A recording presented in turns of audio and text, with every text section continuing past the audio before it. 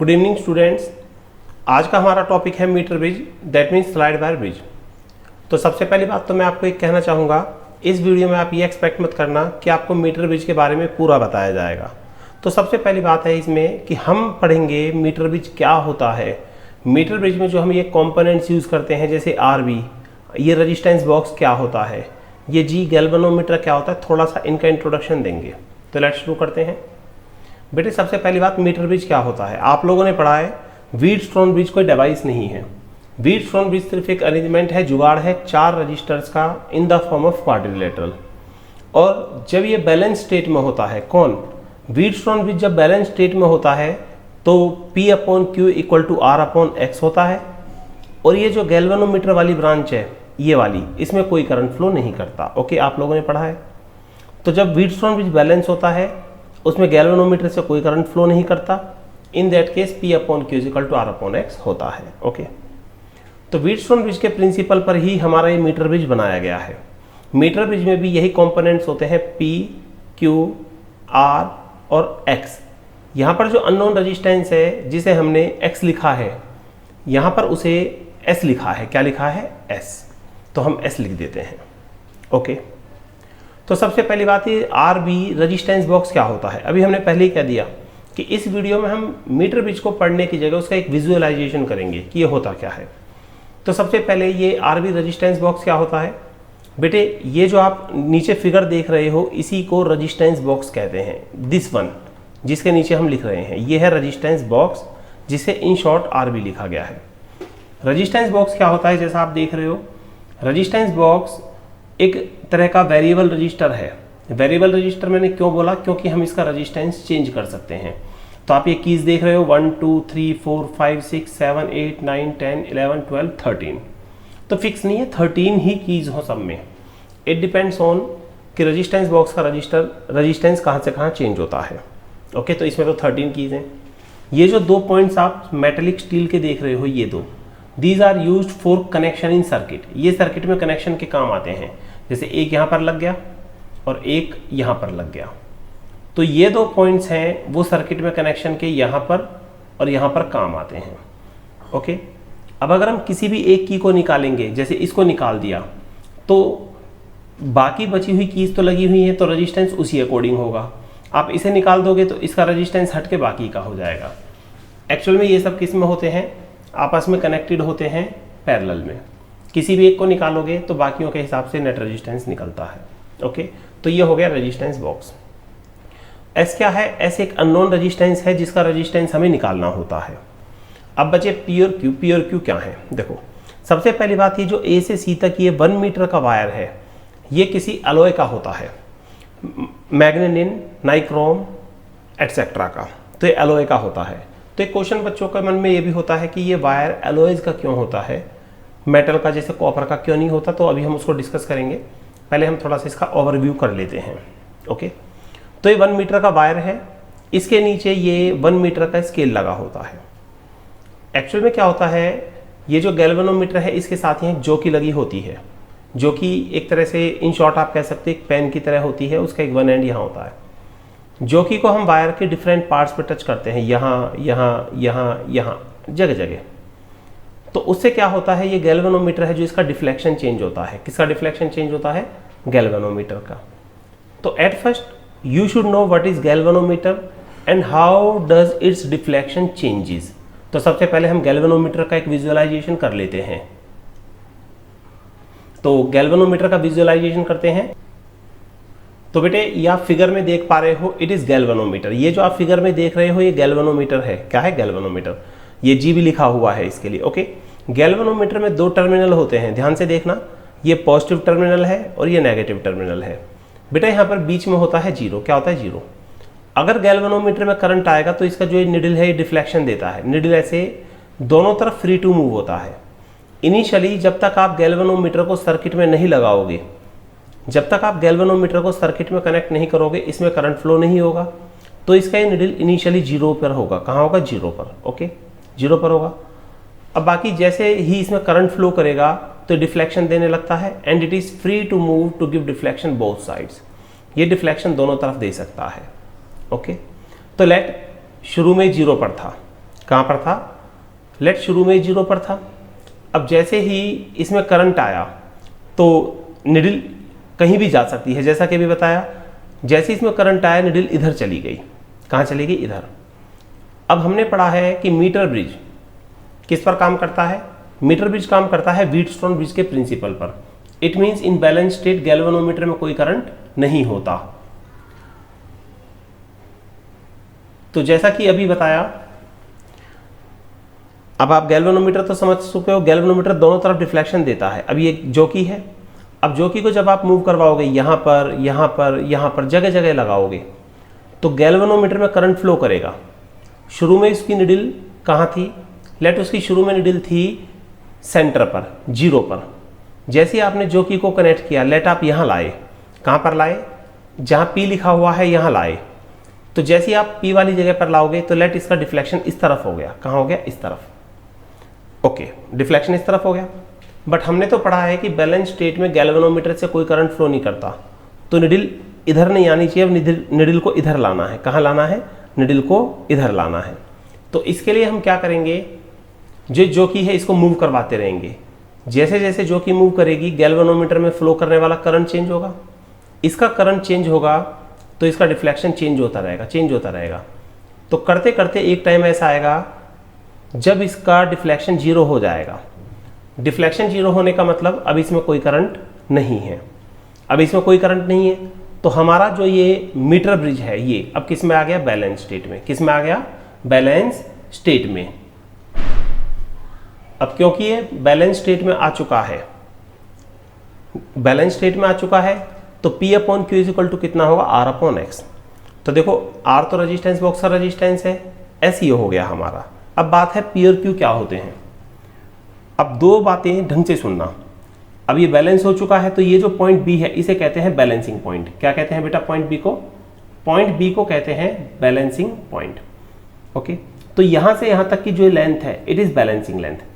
ये wire 1 metre का है, 1 मीटर मीन्स 100 सेंटीमीटर। 100 सेंटीमीटर में से L1 गया तो रिमेनिंग पार्ट यहां से यहां तक कितना बचा, 100 माइनस L1। तो अब पहली बात सुनो, बैलेंसिंग लेंथ कहां से मेजर करते हैं। कई बच्चे कहते हैं सर बैलेंसिंग लेंथ L1 की जगह हम इसे भी तो ले सकते हैं। नो, जैसी जो कि यहाँ ही गैल्वेनोमीटर का डिफ्लेक्शन 0 हो गया, इसमें कोई करंट नहीं है, इट मीन से बैलेंस हो गया। बैलेंसिंग लेंथ हमेशा वहां से मेजर करते हैं जहां बैटरी का पॉजिटिव टर्मिनल कनेक्ट है। तो पॉजिटिव टर्मिनल कहाँ कनेक्ट है, ए से, तो ए से पॉजिटिव कनेक्ट है और सी से नेगेटिव कनेक्ट है। तो बैलेंसिंग लेंथ वहां से काउंट होगी जहां पॉजिटिव टर्मिनल कनेक्ट है, तो यहां से, तो that is L1 and it is 100 minus L1। Okay, अच्छा P और Q कैसे निकालोगे। आप लोगों ने पढ़ा है एज रजिस्टेंस प्रोपोर्शनल होता है लेंथ के। किसके प्रोपोर्शनल होता है रजिस्टेंस, लेंथ के। तो P प्रोपोर्शनल होगा इस बैलेंसिंग लेंथ के। फिगर में आपको L1 मिल रही है तो लेट हम इसे L ले लेते हैं, तो P प्रोपोर्शनल होगा L के, रजिस्टेंस प्रोपोर्शनल होता है लेंथ के। तो इस पार्ट का जो रजिस्टेंस है A से B, P, वो प्रोपोर्शनल होगा इसकी लेंथ के, इसे हम L ले लेते हैं। और इस पार्ट का जो रजिस्टेंस है Q, वो इसकी लेंथ के प्रोपोर्शनल होगा और Q प्रोपोर्शनल होगा 100 माइनस L के। ओके, तो P अपॉन Q हमारा कितना आ गया, P upon Q, P upon Q कितना हो गया, L upon it is P, थोड़ी शेप ओड हो गई है, तो ये हो गया L अपॉन 100 माइनस L। कितना हो गया, L अपॉन 100 माइनस L। फिर इस P अपॉन Q को इसके इक्वल कर दो, तो P अपॉन Q कितना है, as P upon Q is equal to R upon S। तो P अपॉन Q तो है L upon 100 minus L equal to R upon S। तो यहाँ से हम ये अननोन रेजिस्टेंस S निकाल लेंगे। S कितना आएगा, 100 minus L upon L into R। Okay, तो आई थिंक ये बेसिक आइडिया आपको क्लियर हो गया होगा। हमने पहले भी कहा है कि इस वीडियो में हम मीटर ब्रिज की वर्किंग नहीं पढ़ेंगे, हम इसका विजुअलाइजेशन पढ़ेंगे। जैसे भी आपने गैल्वेनोमीटर का विजुअलाइजेशन देखा, रजिस्टेंस बॉक्स देखा क्या होता है, तो हम इन चीज़ों को करते हैं। ओके, अच्छा, अब कई बार ना बच्चों के कुछ डाउट्स होते हैं, जैसे कि सर ये जो वायर है ये कॉपर का, मेटल का क्यों नहीं बना, ये वायर मैग्नेटिन नाइक्रोम जैसी एलॉयज का क्यों बना है। ओके, तो पहले हम इस चीज़ को डिस्कस कर लेते हैं, ऐसा क्यों होता है। तो बेटा इसका रीज़न पता है क्या है, जब इसमें करंट फ्लो करेगा, देखो जब इस मीटर ब्रिज में करंट फ्लो करेगा आई, तो यहाँ से जब करंट जाएगा तो करंट तो इस वायर में भी जाएगा। कंसीडर करो आपने ये जो वायर है मेटल का ले लिया, जैसे कॉपर का, तो जब इसमें करंट जाएगा, कॉपर का वायर है, करंट फ्लो होगा, करंट फ्लो होने से हीट बनेगी, हीट बनने से टेम्परेचर बढ़ेगा, टेम्परेचर बढ़ने से इस वायर का रजिस्टेंस बढ़ जाएगा, रजिस्टेंस बढ़ेगा। इट मीन्स अगर आप मेटल का वायर लेते हो तो करंट फ्लो करने से हीट बनेगी, हीट बनने से टेम्परेचर बढ़ेगा, टेम्परेचर बढ़ने से इसका रजिस्टेंस बढ़ जाएगा, रजिस्टेंस बढ़ गया तो जो रजिस्टेंस बढ़ेगा तो करंट चेंज हो जाएगा, रजिस्टेंस बढ़ेगा तो इसमें फ्लो करने वाला करंट चेंज हो जाएगा। ओके, तो इसलिए हम मेटल का वायर नहीं लेते, हम लेते हैं एलॉयज का। क्यों? एलॉयज में क्या होता है, जब करंट फ्लो करा, हीट बनी, हीट बनने से टेम्परेचर बढ़ा, टेम्परेचर बढ़ने से एलॉयज के रजिस्टेंस पर, रजिस्टिविटी पर कोई चेंज नहीं होता। अब इसका रजिस्टेंस, रजिस्टिविटी चेंज नहीं होगी तो इसमें फ्लो करने वाला करंट भी चेंज नहीं होगा, इसलिए हम एलॉयज का लेते हैं, पहली बात। दूसरी बात आती है, सर ये कॉपर स्ट्रिप्स हमने वाइड थिकर क्यों ली? तो हमारा क्वेश्चन आता है, why copper strips used are wider, wider होती हैं, थिकर मोटी होती हैं, वाई ये चौड़ी होती हैं, मोटी होती हैं, क्यों? तो देखो उसका रीज़न है, हमने यहाँ पर 4 रजिस्टेंस कंसीडर करे, P, Q, R और अननोन रजिस्टेंस S, कभी कभी इसे X भी लिख देते हैं हम। तो हमने 4 रजिस्टेंस कंसीडर करे, P, Q, R और S। पर बेटे एक बात बताओ, जब यहाँ से करंट चला, करंट ऊपर आया, यहाँ से करंट चल के ऊपर आया, यहाँ आकर करंट को 2 डायरेक्शन मिली, एक तो करंट इस वायर में गया, P में गया, फिर Q में गया, एक तो करंट इस वायर में गया, दूसरा करंट क्या सीधा रजिस्टेंस बॉक्स और S में जा रहा है? नो, करंट बेटा इस कॉपर की स्ट्रिप में भी तो फ्लो करेगा, करंट इस कॉपर की स्ट्रिप में ऊपर फ्लो करेगा और फिर ऐसे जाएगा। तो जब इस कॉपर की स्ट्रिप में करंट फ्लो करेगा तो इसका भी तो रेजिस्टेंस होगा, हमने तो वो डिस्कस ही नहीं किया। ऐसे ही फिर करंट इसमें से रेजिस्टेंस बॉक्स से निकल के करंट इसमें जाएगा, फिर यहाँ से निकल कर करंट इसमें जाएगा, फिर यहाँ से नीचे आएगा।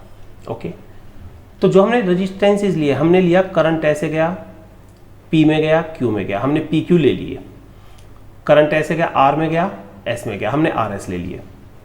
बट बेटा करंट तो इन कॉपर स्ट्रिप से इससे और इससे भी फ्लो कर रहा है, रेजिस्टेंस तो इनका भी होगा, पर हमने इनके रेजिस्टेंस को कहीं काउंट ही नहीं करा। कहाँ करा है? PQRS, PQRS, तो हमने तो इनके रेजिस्टेंस को काउंट ही नहीं करा।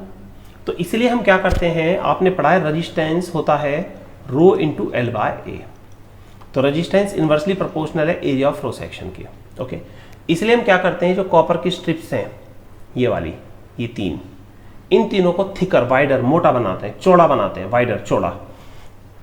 उससे क्या होगा, इनका एरिया ज़्यादा होगा, एरिया ज़्यादा होगा थिकर बनाने से, एरिया ज़्यादा, लार्ज, मोर, एरिया ज़्यादा, resistance come, small, and resistance of copper strips, and resistance of copper strips, copper strips can be ignored easily, can be ignored easily.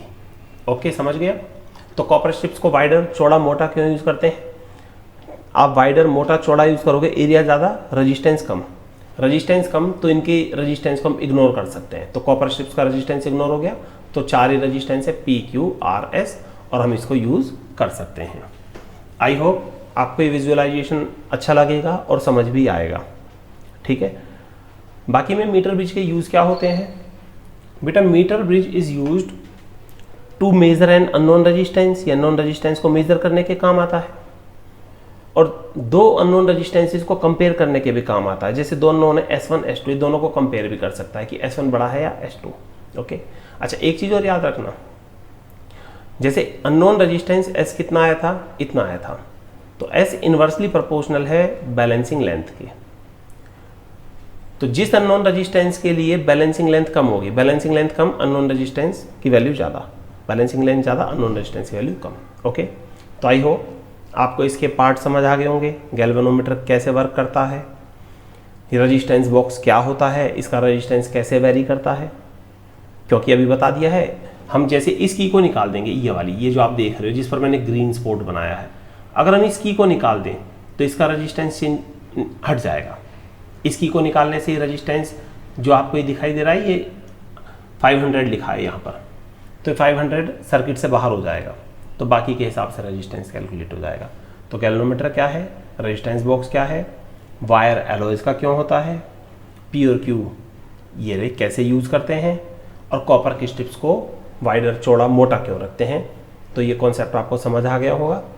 बाकी इसी तरह से और वीडियोज़ हम बनाते रहेंगे ताकि आपको विजुअलाइजेशन मिल सके और समझ आए। Thanks for watching it. Do more and more practice to make yourself perfect in physics. Okay, thank you, bye.